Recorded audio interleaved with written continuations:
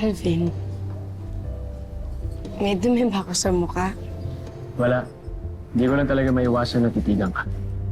Ang ganda-ganda mo, Vanessa. Salamat nga pala at pumayag ka na lumabas kasama ko. Ako dapat magpasalamat sa'yo. Hindi naman sa nagrereklamo ko sa pag-aalaga sa akin ni Mama at Papa.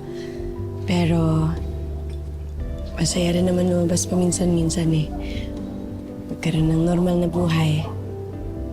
Kasama ng isang kaibigan. Kung gano'n pala, mas dapat natin dalasan ito, no? Pambira. Bakit mo kasi siya ipapatong? Sorry po, sir.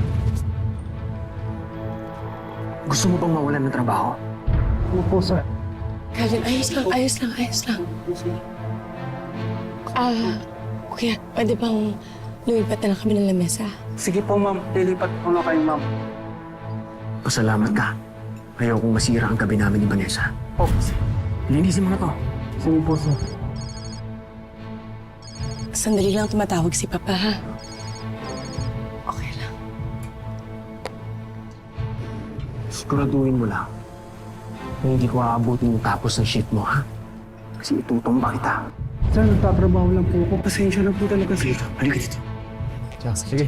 Sige na. Okay na. Ayos lang. Anong sabi?